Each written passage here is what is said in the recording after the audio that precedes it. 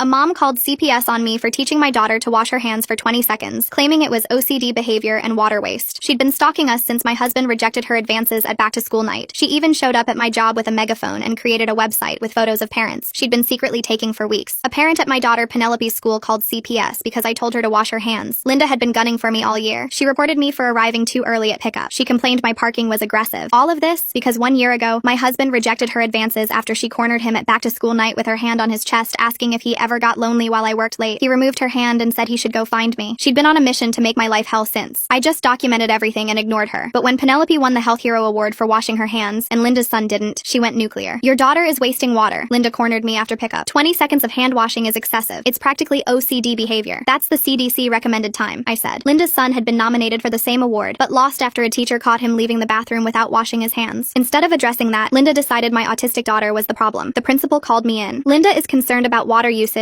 and possible mental health issues, she said, looking embarrassed. I would have just ignored her like always, but there was one problem. I'm a water treatment engineer. I literally calculate municipal water usage for a living, and there was no way I was letting that bitch win again. I pulled out my phone and showed her the CDC guidelines. 20 seconds is the medical standard. It uses less than a gallon of water. I know it's ridiculous, the principal said, but she's getting other parents involved. She demanded a school board meeting. The meeting was packed. That psycho beach Linda came prepared with printouts about water conservation and mental health statistics she'd found online. We're in a water crisis, she announced. She glared at me. When I mentioned I was a water treatment engineer and that 20 seconds only used half a gallon, she rolled her eyes. Credentials don't matter when we can see the waste happening, Linda shot back. That's when the district facilities supervisor stood up to defend me, but I told him to sit back down. I'm sorry, everyone. I then turned directly to face Linda. After taking everything in, I realized you're right. Suddenly, a huge smirk was plastered across her face while she nodded approvingly. Yeah, no kidding, she laughed, but I just let her have her moment. Because in the midst of all the water drama, I remembered something. Linda was going through a divorce. She was unemployed, and everyone had seen her kid line up in the free food queue during lunch. And at the end of the day, I didn't want to make her life worse. Better to wave the white flag. We all filed out after that, and everyone on my side apologized to Linda for going against her. When I got home, my husband showed me a message on his phone. It was from Linda. She told him all about what had happened, and worded it in a way that made her seem like an innocent little girl. We both laughed at her, and he blocked her. I think that was my husband's 5th rejection of her LOL. I thought that was that, until the next day. Because at 9 a.m., I woke up to CPS banging on my door. 2 caseworkers stood there with a police officer. My daughter came downstairs for breakfast and asked why the police were there. The caseworkers insisted on inspecting our home immediately. When they were finished investigating, they all had an extremely confused expression on their faces. The report claimed we were starving our daughter, keeping her locked in the basement, and that my husband was inappropriately touching them during forced washing rituals. The whole investigation took 6 hours while my daughter missed school and I missed work. If it wasn't for some quick thinking, I would have lost my kid. It was pretty obvious that Linda was behind it all, but I didn't want to point fingers until I had some concrete evidence. And the next day, I got it, because I was picking my daughter up from school when I heard an annoying voice speaking behind me. I turned around to see Linda, bragging about how she had put me in my place. The moms beside her looked concerned, but I ignored them. Oh, I didn't even notice you standing in front of me. Her voice dripped with self-righteousness. Guess I better come clean about yesterday. My bad. I really did think your husband was well, you know. After all, he did end up with someone like you. She then cackled like a witch who would have been burned alive at the Salem witch trials, but I just let her, because she was missing one crucial detail. I'm not the kind of bitch who falls apart when pushed. I'm the bitch who gets strategic. The next morning brought more harassment. Linda showed up at my workplace, a municipal water treatment facility 20 minutes from the school. Security called me down to the lobby where she stood arguing with a guard about her right to speak with employees. I walked past her without acknowledgement, but she followed me outside to the parking lot. She waved papers in my face, some kind of petition she'd created overnight. I kept walking to my car while she ranted about water conservation and proper parenting. When I drove away, she stood there screaming at my taillights. That afternoon at pickup, 3 mothers approached me separately. Each one whispered that Linda had been calling them all morning, trying to recruit them for some kind of intervention. One mother, Catherine, looked particularly uncomfortable. She mentioned Linda had asked for their home addresses to send information packets about childhood OCD. I thanked them for the warning and continued documenting everything in my phone. Screenshots, timestamps, witness names. My engineering brain treated it like a project requiring careful data collection. The harassment escalated quickly. Linda started showing up wherever I went. The grocery store, the gas station, even outside my gym. She never approached directly, just watched from a distance while texting furiously. Other parents began noticing her behavior. Several mentioned seeing her car parked outside the school for hours after dismissal. My husband suggested we file a restraining order, but I had other plans. Linda's divorce was messy, according to the school gossip network. Her ex had primary custody of their older son, and she was fighting for more time with the younger one. Financial records were public in custody disputes. I knew where to look. The following week, Linda organized a water awareness meeting at the community center. She sent invitations to every parent in our grade, complete with misleading statistics about hand washing and mental health. The flyer featured a stock photo of crying children next to dry riverbeds. I attended the meeting. Linda had set up a PowerPoint presentation filled with cherry-picked data and emotional manipulation. She spoke passionately about protecting our children from obsessive behaviors disguised as health consciousness. Several parents shifted uncomfortably in their seats. When When she finished, I stood up calmly. I didn't argue or defend myself. Instead, I asked if anyone had questions about our local water system. A few hands went up. I spent 20 minutes explaining how our treatment facility worked, how we monitored usage, and how residential consumption compared to industrial use. I used simple terms and real numbers. No emotion, just facts. Linda tried interrupting several times, but the other parents were genuinely interested. One father asked about his water bill. A mother wondered about filter systems. By the end, we'd shifted from Linda's attack to a productive community discussion. She left fuming. The next day, she filed another CPS report. This time, the complaint alleged educational neglect. She claimed I was forcing Penelope to complete excessive homework related to water systems. The caseworker who visited seemed embarrassed to be there again. She apologized while checking Penelope's homework folder, which contained normal second-grade assignments. The investigation lasted 2 hours. Penelope missed her art class, which she loved. Watching her disappointment sparked something cold and calculated in me. Linda had crossed a line by repeatedly weaponizing a system meant to protect children. I started my research in earnest. Public records revealed Linda's financial situation was worse than anyone knew. The divorce had drained her savings. She'd been denied spousal support due to evidence of infidelity. Her part-time marketing job had ended 6 months ago. She was 3 months behind on rent. Court documents from her custody battle were illuminating. Her ex-husband's lawyer had raised concerns about her pattern of false accusations against authority figures. There were incidents at her older son's previous school. A teacher accused of discrimination. A coach reported for imaginary safety violations. Always unfounded. Always disruptive. I compiled everything into organized folders, not to attack her, but to protect myself. The pattern was clear. Linda targeted people who threatened her ego. My husband's rejection had triggered her fixation, but her behavior suggested deeper issues. Meanwhile, her harassment continued. She convinced 2 parents to request Penelope be moved to a different class, citing concerns about behavioral influence. She started a Facebook group called Parents for Responsible Water Use that quickly devolved into personal attacks against me. The principal called me in again. This time, she looked exhausted. Linda had filed formal complaints with the district about the school's hand-washing policy. She'd demanded all teachers time student hand-washing. She wanted water flow restrictors installed on all faucets. She'd even suggested bathroom monitors. The principal showed me emails from concerned teachers. Linda's son had been caught bullying younger students. There's something really strange about Linda targeting a water engineer over hand-washing when she clearly has bigger problems like being 3 months behind on rent. Makes me wonder if this whole crusade is just her way of avoiding dealing with her actual life falling apart right now. When confronted, Linda had accused the reporting teacher of targeting her family. The pattern was escalating beyond just me. I shared some of my documentation with the principal. Not the financial records or court documents, just the timeline of harassment. The principal's expression shifted from exhausted to alarmed. She hadn't realized the scope of Linda's behavior. We agreed to monitor the situation carefully. The principal would document all interactions. I would continue keeping records. Neither of us wanted to escalate, but we needed protection. That weekend, Linda made her biggest mistake. She approached Penelope directly at the Saturday farmers market. My husband had taken her while I worked overtime. Linda knelt down and told Penelope that mommy has problems and sometimes adults need help being better parents. Penelope, confused and upset, ran to find her father. By the time he reached the spot, Linda had vanished. But 3 vendors had witnessed the interaction. One had filmed it, thinking it was strange to see an adult corner a child. My husband called me immediately. I left work and met them at home. Penelope was quiet, processing what had happened. We explained that some adults say confusing things when they're upset, and she hadn't done anything wrong. That night, I made a decision. Linda's behavior was escalating toward dangerous territory. Her financial desperation, combined with her pattern of false accusations, created a volatile situation. I needed to be strategic, not reactive. I spent Sunday organizing everything. The timeline, the witnesses, the documentation. I created backup files and shared them with my husband. We installed security cameras after noticing Linda's car driving past our house multiple times. Monday morning arrived with another surprise. Linda had convinced a local reporter to investigate water waste in schools. The article didn't mention me by name, but quoted Linda extensively about parents who encourage obsessive behaviors. The reporter hadn't fact-checked any of her claims about water usage or CDC guidelines. The article spread through parent social media groups. Most people recognized Linda's vendetta, but some newcomers took it seriously. I started receiving messages asking if my daughter really washed her hands for minutes at a time, as Linda had claimed. I didn't respond to any of it. Instead, I focused on patterns. Linda's attacks came in waves, usually triggered by financial stress. Rent was due. Her custody hearing was approaching. Each escalation coincided with pressure in her personal life. The school implemented new protocols quietly. Teachers were instructed to document any unusual parent behavior. The front office started logging all complaint calls. Security footage retention was extended. Nobody said Linda's name, but everyone knew why. Catherine, the mother who'd warned me earlier, became an unexpected ally. She'd experienced Linda's wrath the previous year over a birthday party invitation mix-up. She shared her own documentation, revealing more patterns of harassment I hadn't known about. Together, we identified 6 other families Linda had targeted over 3 years. Always the same pattern: perceived slight, escalating harassment, false reports to authorities, attempted social isolation. Most families had simply switched schools or activities to escape. I was the first to stand my ground. The breaking point was approaching. Linda's behavior was becoming increasingly erratic. She'd been banned from the school Facebook group for posting photos of my car with aggressive captions. She'd tried to organize a boycott of a fundraiser I was helping coordinate. Her son had started repeating her lies to classmates, causing playground conflicts. I maintained my strategic silence while building a comprehensive defense. Every interaction was logged. Every witness was noted. Every false claim was documented with contradicting evidence. My engineering mindset treated it like system failure analysis. identifying root causes and potential solutions. The situation had evolved far beyond a simple parent conflict. Linda's desperate attempts to control the narrative were failing. Other parents were beginning to see the pattern. Teachers were growing concerned. Even her few remaining allies seemed uncomfortable with her escalating tactics. As I prepared for whatever Linda planned next, I focused on protecting Penelope from the adult drama. She continued washing her hands properly, proud of her Health Hero award. She didn't need to know about the chaos one bitter woman had created over such a simple, positive behavior. The foundation was set. Linda had revealed her playbook through repetitive attacks. I'd mapped her patterns, documented her escalations, and built a network of aware observers. The next phase would require careful execution, but I was ready. Strategic thinking had always been my strength. Now it would be my weapon. I reviewed the court documents Catherine had shared with me. Linda's pattern stretched back years, always targeting mothers she perceived as threats. The documentation painted a disturbing picture of escalating behavior that administrators had repeatedly dismissed as personality conflicts. Catherine met me for coffee while our daughters attended dance class. She spread out printed emails and screenshots across the table. Linda had targeted her after Catherine's daughter won a reading competition. The harassment started small but escalated to false accusations about Catherine's parenting. She'd eventually transferred her daughter to avoid the conflict. I took photos of everything. The similarities to my situation were striking. Linda always started with minor complaints, then escalated to authority figures, then attempted to turn the community against her target. Catherine mentioned 2 other mothers who'd left the school under similar circumstances. My phone buzzed with a text from another parent. Linda was in the school parking lot, approaching cars during afternoon pickup to distribute flyers about water waste awareness. The flyer featured my name prominently, along with misleading statistics about hand washing and mental health. I arrived at pickup to find chaos. Linda stood near the entrance, pressing flyers into parents' hands. Some accepted politely, others tried to avoid her. The principal watched from the doorway, clearly frustrated but unable to intervene on public property. Linda spotted me and raised her voice, announcing to everyone about the water crisis our children faced. Parents glanced between us uncomfortably. I walked past without engaging, collected Penelope, and left. Behind me, Linda continued her performance. That evening, my husband showed me Linda's latest social media posts. She'd created an entire narrative about wealthy families wasting resources while others struggled. The posts carefully avoided naming me directly, but included enough details that everyone knew her target. Comments ranged from supportive to skeptical. I screenshot everything and added it to my growing file. The documentation now filled 3 folders on my computer, meticulously organized by date and type of incident. My engineering training proved useful for creating systematic records. Penelope came downstairs upset. A classmate had told her that his mom said we were bad for the environment. The playground drama had begun. I comforted her while internally noting another escalation in Linda's campaign. My husband suggested we consider private school, but I refused to let Linda drive us away. We'd done nothing wrong. Penelope loved her school, her teachers, her friends. Running would only embolden Linda to target someone else. I spent the evening researching Linda's background more thoroughly. Social media revealed a pattern of conflicts at previous jobs, former friendships that ended badly, and family members who seemed to keep their distance. The divorce documents I'd found earlier were just the tip of the iceberg. Catherine texted me late that night. 3 more mothers had reached out to her after seeing Linda's parking lot performance. They'd all experienced minor run-ins with Linda, but hadn't realized the pattern. We arranged to meet as a group. The next morning, Linda escalated again. She arrived at school during morning drop-off with a clipboard, asking parents to sign a petition for responsible water usage policies. Most parents hurried past, but a few stopped to listen to her practice speech about conservation and mental health. I watched from my car as she worked the crowd. Her son stood beside her, looking uncomfortable as she loudly proclaimed her concerns about certain families teaching children obsessive behaviors. Other children stared as they walked past. Inside the school, I overheard teachers discussing the situation. They'd been instructed not to engage with Linda's campaign, but were growing frustrated. One mentioned that Linda had been calling the district office daily, demanding policy changes and investigations. The principal caught my eye and nodded toward her office. Inside, she showed me a stack of complaints Linda had filed. Water usage, mental health concerns, educational priorities, even parking violations. Each complaint required documentation and response, consuming hours of administrative time. I shared my timeline of events with the principal. Her expression grew more concerned as she recognized the escalating pattern. She made copies of everything and promised to share it with the district's legal team. During my lunch break, I met with the group Catherine had assembled. 5 mothers sat around the table, each with their own Linda story. One had been targeted over a PTA position, another after her son was chosen for safety patrol over Linda's. The pattern was consistent and disturbing. We compared notes and timelines. Linda's attacks followed a predictable cycle, intensifying around her personal stressors. Looks like Linda's created her own little hate group, except she's the only member and everyone else is just trying to avoid eye contact. Nothing says I'm totally stable, like passing out angry flyers in a school parking lot. Her custody hearings were scheduled for next month. Her financial situation was deteriorating. The pressure was building. One mother, Rachel, mentioned she'd kept recordings of voicemails Linda had left during her harassment campaign. The messages started reasonable, but devolved into rambling accusations and threats. We listened, recognizing the same escalation pattern. I suggested we compile our documentation collectively, not to attack Linda, but to protect ourselves and future targets. Everyone agreed. We created a shared digital folder, carefully organizing evidence of Linda's pattern of behavior. That afternoon, Linda appeared at the school library where parent volunteers were preparing for the book fair. She cornered the volunteer coordinator, demanding to know why she hadn't been invited to help. The coordinator, aware of Linda's reputation, politely explained that volunteer spots were full. Linda's voice rose loud enough for everyone to hear. She accused the coordinator of discrimination, of forming cliques, of teaching children exclusively exclusionary behavior. Other volunteers exchanged knowing looks as Linda stormed out. I received a call from my supervisor. Linda had contacted my workplace again, this time filing a formal complaint about my unprofessional conduct in discussing water usage at school events. The complaint was baseless, but it required a formal response. My supervisor, familiar with my work and reputation, dismissed it quickly, but the fact that Linda had escalated to attacking my professional life marked a new level of harassment. I documented the incident and informed my company's HR department. The school book fair arrived amid tension. Linda set up an unauthorized table outside school property, distributing pamphlets about water conservation and mental health resources. She'd positioned herself where every family had to pass. Parents navigated awkwardly around her table. Some accepted pamphlets to avoid confrontation. Others walked wide circles to avoid her entirely. The atmosphere was uncomfortable, with children picking up on the adult tension. Inside the book fair, several parents approached me quietly. They'd grown tired of Linda's disruptions. One father mentioned he'd started documenting her behavior after witnessing her corner a teacher in the parking lot. The community was beginning to unite against the disruption. Penelope selected her books happily, unaware of the drama outside. I was grateful she remained insulated from most of Linda's campaign, but I knew that protection wouldn't last if Linda continued escalating. That weekend, Linda made another strategic error. She appeared at a community soccer game where many school families gathered. Armed with flyers and her clipboard, she worked through the crowd, disrupting conversations and games. Parents began actively avoiding her. Groups would disperse when she approached. Children noticed their parents' discomfort. The soccer league president eventually asked her to leave, citing rules about solicitation at youth events. Linda argued loudly, claiming her cause was too important for bureaucratic rules. Families packed up and left early. The disruption to a community event marked a turning point in public opinion. Even her few supporters seemed embarrassed. I maintained my strategy of documentation without engagement. Every incident was recorded, witnessed, and filed. The pattern was becoming undeniable. Linda's desperation was driving increasingly erratic behavior. Monday brought a new development. The district sent a formal letter to all parents about maintaining appropriate boundaries and following proper channels for concerns. While Linda wasn't named, everyone understood the message. Linda responded by creating new flyers claiming the district was suppressing important health information. She positioned herself at various school entrances throughout the week, rotating locations to avoid being asked to leave. Teachers began reporting that Linda's son was struggling. His grades were dropping, and he'd been in several playground conflicts. When teachers tried to address it with Linda, she accused them of retaliation for her advocacy work. I felt sympathy for her son. He was an innocent victim of his mother's obsession. Teachers did their best to shield him from the situation, but children are perceptive. He knew his mother's behavior was causing problems. The principal implemented new security measures. Visitors now needed appointments. Volunteer positions required background checks and approval. Door access was restricted. Again, Linda wasn't named, but everyone understood why. Linda's financial situation worsened. Catherine heard through the school grapevine that Linda had received an eviction notice. The stress was manifesting in increasingly aggressive behavior. She'd been seen crying in her car after failed attempts to rally parents. I consulted with a lawyer friend about our options. She reviewed my documentation and confirmed we had grounds for a restraining order, but she also warned that legal action might escalate Linda's behavior further. We decided to wait. The custody hearing approached, and Linda's behavior became more frantic. She created a blog about corruption in education and wealthy families silencing advocates. The posts were unhinged, mixing legitimate concerns with paranoid accusations. Parents started sharing screenshots of the blog in private groups. The posts revealed Linda's deteriorating mental state. She saw conspiracies everywhere, believed the entire school system was aligned against her, and painted herself as a martyred advocate. I focused on protecting Penelope from the fallout. We maintained normal routines, attended school events, and didn't discuss Linda at home, but I could see the stress affecting my daughter. She'd become quieter, more cautious around other parents. Catherine organized a meeting with the principal and several affected parents. We presented our collective documentation, showing Linda's pattern across multiple families over 3 years. The principal looked overwhelmed by the scope of the problem. The district's legal team got involved. They reviewed our documentation and Linda's history of complaints. While they couldn't take direct action against a parent, they could implement policies to protect students and staff from harassment. New guidelines were announced. Parents who repeatedly filed unfounded complaints would be restricted to written communication only. Those who disrupted school events would be banned from campus, except for picking up their children. The policies were neutral, but clearly targeted at Linda's behavior. Linda responded predictably. She accused the school of silencing parents and threatened legal action. She created new social media accounts when her original ones were blocked. She recruited her few remaining allies to file complaints on her behalf, but the community had reached its limit. Parents openly discussed Linda's behavior at school events. Teachers felt empowered to document incidents. The school board received letters supporting the new policies. Linda's isolation was nearly complete. I continued my strategic approach. Every action was defensive, never offensive. I protected my family while letting Linda's own behavior drive her downfall. The engineering principle of allowing a flawed system to fail naturally was proving effective. The custody hearing arrived. Linda's ex-husband's lawyer had somehow obtained some of our documentation, showing her pattern of harassment. The judge expressed concern about Linda's behavior affecting her son's well-being. Linda lost additional custody time. The court ordered a psychological evaluation and parenting classes. The decision devastated her, but it was a consequence of her own actions. Her campaign against me had ultimately hurt her own case. She blamed me for the custody decision. New posts appeared on her blog, now naming me directly. She accused me of orchestrating a conspiracy to destroy her family. The posts were clearly defamatory, but I chose not to engage legally yet. Instead, I focused on healing our school community. Parents who'd been afraid to participate in events began returning. The tension that had permeated pickup and drop-off started to ease. Children played together without their parents' conflicts interfering. Linda's presence at school became sporadic. Financial pressure forced her to find work, limiting her time for harassment campaigns. When she did appear, parents gave her wide berth. Her influence had evaporated completely, but I knew this wasn't over. Linda's pattern showed she didn't give up easily. She would likely regroup and find new ways to attack. I maintained vigilance while hoping she would focus on rebuilding her own life. The school year was ending soon. Award ceremonies and celebrations approached. I wondered if Linda would attempt to disrupt these final events. Her son deserved to enjoy them without drama, as did all the children. I prepared for whatever came next. My documentation was complete. The community was aware. The school had protections in place. Most importantly, Penelope had weathered the storm with minimal impact. She still washed her hands properly, still felt proud of her Health Hero award. The strategic approach had worked so far. By refusing to engage directly, by letting Linda's own behavior expose her true nature, by protecting rather than attacking, I'd managed to defend my family while maintaining my integrity. But the final confrontation was approaching. Linda's desperation, combined with her pattern of escalation, suggested she would make one last dramatic attempt to vindicate herself. I needed to be ready for whatever form that took. The other parents and I maintained our communication network. We shared information about Linda sightings and new developments. The collective vigilance provided security and support. We'd formed an unintended community through shared adversity. Why is Linda setting up unauthorized tables and making her own flyers about water conservation when she's facing eviction and custody battles? Something doesn't add up about her priorities right now. Most people would focus on keeping their home and child, not disrupting soccer games with clipboards. As summer approached, I reflected on the journey. What started as petty harassment over hand washing had revealed deep dysfunction and systematic problems. Linda's behavior had forced positive changes in school security and policies that would protect future families. The cost had been high: stress, lost time, worried children, disrupted community events, but we'd survived. More than that, we'd learned to stand together against bullying behavior, even when it came from adults who should know better. The next chapter was about to begin. Linda's lease was up. Her custody arrangement was under review. Her reputation in our community was destroyed. She faced a choice between accepting responsibility and changing, or finding new targets elsewhere. I suspected she would choose the latter. People like Linda rarely changed. They simply moved their dysfunction to new venues. But our community was now prepared. We had systems in place. We knew the warning signs. For now, I focused on the present. Penelope's end-of-year celebration was coming. She'd grown so much despite the challenges. Her confidence in doing the right thing, like proper hand washing, hadn't wavered despite an adult's campaign against it. That resilience gave me hope. Children could weather adult storms when properly protected. Communities could unite against disruptive individuals. Systems could be improved through difficult experiences. Even Linda's harassment had ultimately strengthened us. The final confrontation loomed, but I felt ready. My strategic patience had paid off. The documentation was complete. The community was aware. The school was protected. Whatever Linda planned for her last stand, we were prepared to weather it. The ending was near, but not yet written. Linda still had moves to make. I still had a family to protect. The chess match that began with hand washing would conclude soon. But for now, I waited, watched, and remained ready for whatever came next. The end-of-year awards ceremony arrived on a humid Thursday morning. I watched Linda enter the auditorium 20 minutes late, her movements jerky and aggressive as she pushed past seated parents. She'd lost weight since the custody hearing. Her clothes hung loose, and dark circles shadowed her eyes. Catherine nudged me and pointed to the program. Linda's son was receiving an attendance award. At least he'd have one positive moment despite everything. I focused on Penelope, who sat with her class near the front, occasionally turning to wave at us. During the ceremony, Linda stood up 3 times to take photos, blocking other parents' views. The principal made eye contact with security, who moved closer to Linda's row. She noticed and sat down, but her agitation was visible in her constant fidgeting and loud whispers to anyone who'd listen. When they announced the Health Hero Award recipients, including Penelope's continued recognition, Linda's face contorted. She half stood, then caught herself and slumped back down. Parents nearby shifted away from her. The tension in her section was palpable. After the ceremony, families gathered in the courtyard for refreshments. Linda cornered the new district superintendent near the juice table. I watched her animated gestures and his increasingly uncomfortable expression. He excused himself after 2 minutes, but Linda followed him toward the parking lot. Security intercepted her at the gate. The conversation appeared heated. Linda pulled out her phone and started recording, shouting about her rights. The superintendent drove away while security firmly guided Linda back to the courtyard. Several parents filmed the interaction on their phones. I collected Penelope and prepared to leave, but Linda positioned herself by the exit. Her eyes locked onto mine with an intensity that made my skin crawl. I changed direction, taking Penelope through the side gate instead. Behind us, I heard Linda's frustrated exclamation. That afternoon, my phone exploded with notifications. Linda had posted the security video on multiple social media platforms, claiming discrimination and harassment. She'd tagged the school, the district, and even the state education department. The comments section quickly filled with confused responses from people unfamiliar with her history. Catherine forwarded me screenshots from a private parent group. Someone had created a comprehensive timeline of Linda's behavior over the past year, complete with dates and witnesses. Parents were adding their own experiences in the comments. The documented pattern was overwhelming. By evening, Linda's posts had backfired spectacularly. Several parents publicly responded with their own videos and documentation. One mother shared security footage of Linda following her to her car. Another posted voicemails Linda had left at 2 a.m. The evidence mounted faster than Linda could respond. The next morning, Linda appeared at school during drop-off with a megaphone. She stood on the public sidewalk, perfectly legal, shouting about corruption and conspiracy. Her son walked past her with his head down, clearly mortified. Other children stared and whispered. The principal made an announcement over the intercom about maintaining a positive environment for our students. Teachers quickly ushered children inside. side. Parents formed a human barrier between Linda and the entrance, not confronting her but simply standing quietly with linked arms. Linda's shouting grew more frantic. She accused specific parents by name, including me, of orchestrating her downfall. Her voice cracked as she described losing custody, being evicted, and facing financial ruin. The raw pain in her voice was uncomfortable to witness. A police cruiser arrived, summoned by concerned neighbors rather than the school. The officer spoke calmly with Linda, who eventually lowered the megaphone. She gestured wildly while explaining her situation. The officer listened patiently, then suggested she move along. Linda complied but promised to return. Inside the school, I met with the principal and several other affected parents. We discussed options for protecting the children from further disruption. The principal revealed that Linda's son would be transferring to his father's school district the following week. At least he'd have a fresh start. That afternoon, Linda's ex-husband arrived during pickup. I'd never seen him before, but his exhausted expression told the whole story. He spoke briefly with the principal while Linda watched from across the street. When he emerged with their son, Linda started toward them, but he quickly loaded the boy into his car and left. Linda stood frozen on the sidewalk, watching the car disappear. For a moment, her mask of righteous anger slipped, revealing raw grief underneath. Then she spotted me watching, and the mask snapped back into place. She pointed at me and mouthed something I couldn't hear. The weekend brought an unexpected development. A former colleague of Linda's reached out through Catherine. She'd worked with Linda at 3 different companies over the years and had witnessed similar patterns of behavior. She offered to share her documentation if it would help protect the school community. I met with the woman at a coffee shop. She spread out emails, HR complaints, and termination letters spanning a decade. The pattern was consistent, but escalating. Linda had blamed coworkers for conspiracies, filed false complaints, and created hostile work environments. Each job had ended badly. The woman explained that she'd stayed silent out of pity, but seeing Linda target children had changed her mind. She'd already submitted a statement to the school district's legal team. Several other former colleagues were prepared to do the same if necessary. Monday arrived with news that Linda had been formally trespassed from school property. The letter, delivered by certified mail, outlined the legal consequences of violating the order. She could still pick up her son from the designated area, but couldn't enter campus or attend school events. Linda's response was swift and unhinged. She created a website dedicated to exposing the conspiracy against her. The site featured photos of parents, including me, with our names and accusations listed below. Some photos appeared to have been taken from considerable distances, suggesting she'd been surveilling us for weeks. The school's legal team moved quickly. Cease and desist letters were sent. The hosting company was contacted about terms of service violations. Parents documented everything for potential restraining orders. The website lasted less than 48 hours before being shut down. Linda pivoted to standing on various street corners near school families' homes, holding signs about corruption and child abuse. She never technically trespassed, staying on public property, but her presence was deeply unsettling. Several families reported her to police, who could only warn her about harassment laws. The situation reached a crescendo when Linda appeared at the school district's monthly board meeting. During public comment, she launched into a rambling speech about water conservation, false CPS reports, and parental rights. Board members listened stone-faced as she exceeded her time limit. When security approached to escort her out, Linda pulled out a stack of papers, throwing them into the air. They were copies of her evidence against various parents. As papers fluttered down, she shouted about justice and truth before being firmly guided outside. The local news picked up the story, but not in the way Linda had hoped. The report focused on school security measures and the importance of proper channels for parental concerns. Linda wasn't named, but anyone familiar with the situation recognized the references. Parents rallied to support each other through the final days of school. We organized walking groups for pickup and drop-off. We shared information about Linda sightings. We made sure no family felt isolated or vulnerable. Linda's megaphone meltdown is peak main character syndrome. Imagine thinking the whole school district is plotting against you because you couldn't handle a kid washing her hands properly. The community bond forged through adversity was unexpectedly strong. Linda's final attempt came during the last day school picnic. Despite the trespass order, she appeared at the adjacent public park with a banner and flyers. Security monitored her closely while families enjoyed the celebration on school grounds. Her isolation was complete as she stood alone, ignored by everyone. I watched her from a distance, seeing the toll her obsession had taken. Her son was gone, transferred to his father's custody. Her home was lost to eviction. Her reputation was destroyed, all because she couldn't accept rejection and responsibility for her own actions. The picnic continued despite her presence. Children played games, parents chatted, and teachers celebrated the year's end. Penelope won a prize in the 3-legged race, her joy untainted by adult drama. Life moved forward around Linda's static anger. As families began leaving, Linda packed up her banner. She looked smaller somehow, diminished by her own choices. Several parents had mentioned she'd be moving out of state to stay with relatives. The chapter was closing on her time in our community. I loaded our picnic supplies while Penelope said goodbye to friends. Summer plans were discussed, play dates arranged, normal life resuming. The year's trauma would fade into memory, leaving only the lessons learned and bonds strengthened. Catherine approached as we prepared to leave. We didn't need words to acknowledge what we'd been through together. The shared experience had created an unexpected friendship. Our daughters ran ahead, laughing about something incomprehensible to adult ears. The parking lot emptied slowly as families departed for summer adventures. Linda's car was gone from its usual observation post across the street. The school would be quiet for months, free from drama and disruption. September would bring new families, new dynamics, new challenges. I buckled Penelope into her seat and closed the door. The year had tested us in ways I'd never imagined, but we'd survived intact, our values unchanged. Penelope still washed her hands properly, still took pride in doing the right thing. The drive home was peaceful. Penelope chattered about summer camp and swimming lessons. Normal childhood concerns filled the space where tension had lived for months. I smiled at her enthusiasm in the rearview rearview mirror, grateful for her resilience. That evening, I archived my documentation files, hoping never to need them again. The folders contained hundreds of pages chronicling one woman's descent into destructive obsession, but they also documented a community's strength and solidarity in protecting its children. My husband and I sat on the porch after Penelope's bedtime, processing the year's events. We'd weathered false accusations, harassment, and social warfare. Our marriage had grown stronger through the trial. We'd learned to trust our instincts and protect our family without compromising our values. The next morning brought the official start of summer vacation. Penelope burst into our room at dawn, excited about endless possibilities. I made pancakes while she planned adventures. The simple domesticity felt precious after months of conflict. A text from Catherine confirmed Linda had left town. The moving truck had been spotted at dawn, loaded with whatever remained of her life here. Her forwarding address was in another state, far from our community. The relief was palpable but tinged with sadness for her son. Summer routines quickly established themselves. Swimming lessons, library visits, playground adventures. Penelope thrived in the drama-free environment. Her natural joy and curiosity flourished without the shadow of adult conflict. She remained blissfully unaware of how close we'd come to real danger. I returned to work full-time, grateful for the normalcy. My colleagues had been supportive throughout Linda's harassment campaign. The water treatment facility felt like a sanctuary of logic and order after months of irrational chaos. Numbers didn't lie or manipulate. The school district implemented new policies based on our experience. Parent concerns would be addressed through formal channels with clear documentation requirements. False reports would result in immediate restrictions. Security measures were enhanced without making the school feel like a fortress. Our parent support group continued meeting monthly. What began as mutual defense evolved into genuine friendship. We shared resources, organized activities, and maintained vigilance against future threats. The bonds forged in crisis proved durable in peace. By August, Linda had become a cautionary tale whispered among parents. New families were quietly warned about the importance of documentation and boundaries. The hard-won wisdom was passed along to prevent future victims. Her legacy was one of improved awareness and preparation. School supplies appeared in stores, signaling summer's end. Penelope excitedly selected folders and pencils for third grade. Her enthusiasm was untainted by the previous year's trauma. Children's resilience continued to amaze me. They moved forward while adults carried scars. The week before school started, I received an unexpected message. Linda's ex-husband thanked me for the documentation that had helped protect his son. The boy was thriving in his new environment, free from his mother's toxic influence. He'd started therapy to process the trauma. I felt genuine relief for the child. He'd been an innocent victim of his mother's obsession. At least he now had a chance at normalcy. His father seemed committed to providing stability and healing. Sometimes the best outcome was escape and distance. The first day of school arrived with typical excitement and chaos. New teachers, new classmates, new possibilities. I watched Penelope bound into the building with confidence. She'd grown taller over the summer, but her enthusiasm for learning remained unchanged. The pickup routine felt different without the underlying tension. Parents chatted freely without scanning for threats. The atmosphere was lighter, more communal. We'd survived our trial by fire and emerged stronger. The shadow had lifted from our small community. I noticed several new families navigating the pickup process. They looked overwhelmed but excited. I remembered that feeling from before Linda's campaign began. I made a point to welcome them, offering guidance without mentioning the previous year's drama. Catherine and I had coffee while our daughters attended their first dance class of the new year. We talked about normal things like homework and activities. Linda's name didn't come up once. The past was truly past. We'd moved beyond survival mode into genuine friendship. The Health Hero Award continued with new recipients. Proper hand washing was celebrated without controversy. The simple act that had triggered so much conflict was restored to its rightful place as basic hygiene education. Penelope proudly mentored younger students in proper technique. September ended with a traditional fall festival. Families gathered to celebrate community and harvest. The event proceeded without disruption or drama. Children played games while parents volunteered at booths. Normal life had fully resumed its rhythm. I watched Penelope race through the obstacle course with friends, her laughter carrying across the field. She'd maintained her sense of self throughout the ordeal. Her autism hadn't been weaponized against her. She remained proud of who she was and what she'd accomplished. The year's journey had taught valuable lessons about standing firm against bullies, documenting everything, and finding strength in community. We'd learned that strategic patience could defeat aggressive harassment. Most importantly, we'd protected our children while maintaining our integrity. As autumn settled over our town, I felt profound gratitude. We'd faced a genuine threat and prevailed through collective action and careful planning. The experience had revealed both the worst and best of human nature. In the end, community and compassion had triumphed over obsession and hatred. Life continued with its normal rhythms: work, school, activities, family time. The extraordinary had given way to ordinary, and I was deeply grateful. Penelope grew and learned and played, unmarked by the adult conflict that had swirled around her. We'd successfully shielded her innocence while defending our family. The strategic approach had worked exactly as planned. By refusing to escalate, by documenting meticulously, by building community support, we'd defeated a determined adversary without becoming like her. We'd won by being exactly who we were: good parents protecting our children. Looking ahead, I knew other challenges would come. Life guaranteed obstacles and conflicts, but we'd proven our ability to face them with wisdom and strength. The community bonds forged in crisis would endure. We were prepared for whatever came next. For now, though, we simply lived. Homework and bedtimes, meals and milestones, the thousand small moments that make up a childhood. Penelope washed her hands for exactly 20 seconds, proud of her Health Hero Award, unaware of the battle fought in its name, and that's exactly how it should be. Thanks for sticking with me through all that. Seriously, what a ride. I'm still kinda side-eyeing half of it, but hey, sometimes the questions are more fun than the answers. Until next time, stay curious out there. If you made it to the end, drop a comment. comment. I love reading all your comments.